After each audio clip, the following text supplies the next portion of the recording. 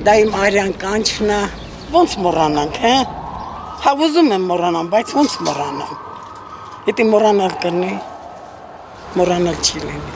Տիկին Վարդուհին, որ այս բակում է ապրում, ուշադիր հետևում է ջահերով երթի նախապատրաստական վերջին աշխատանքներին։ Ջահակիրներից մեկը ինքն է լինելու, զավակների, թոռների ու ծոռների հետ է մասնակցելու ապրիլի 23-ի ջահերով երթին։ Սա ճիշտ է, սա պետք է շարունակական լինի, դա մեր հայոց, հայազգի, թե լեզվի, թե կյանքի, թե մեր տարածքների, մենք ազգապաշտպան, մենք հայասեր, մենք մարդիկ ենք, որոնք մեր կյանքը կդնենք, մեր պատմությունը չենք ուրանա։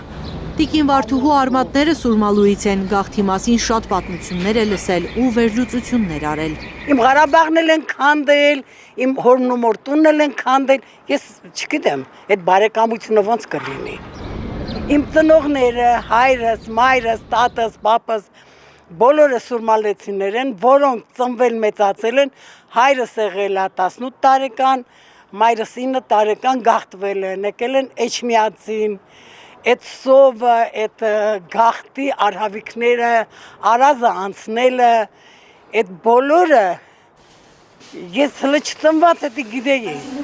Խաղաղություն, բարեկամություն ինքն էլ է ուզում, բայց պայմանով, որ դա լինի արժանապատիվ։ Ես չեմ ուզում նվաստացած ման գա։ Նվաստացում չի լինելու, կրկնում է ջահերով երթի ամենամյա նախաձեռնությանը միացած տիկինը։ Միանալու կոչ է անում նրանց, ովքեր ցանկանում են շարունակել պայքարը հանուն հայկական ինքնության։ Այս տարվա խորագիրը մեկ դատ, մեկ պայքար, պայքարը շարունակվում է մինչև հատուցում չլինի, պայքարը շարունակվում է հանուն հայերի արդար պահանջի։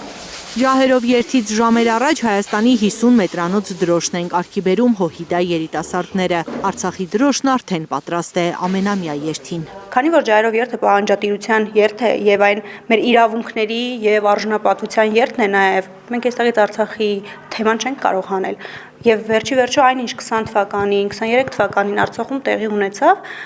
գուցե աշխարհը կարողացավ իր աչքերը փակել, բայց մենք լավ հասկանում ենք, որ դա էլ էր ցեղասպանություն։ Ավելի քան 3000 ջահակիր է մասնակցելու այս տարվա երթին։ Հոհիդա երիտասարդական միության կենտրոնական վարչության անդամ Ստելա Հունանյանը նկատում է, նախորդ տարվա մասնակիցների թիվը գերազանցված է 1000-ով։ Սա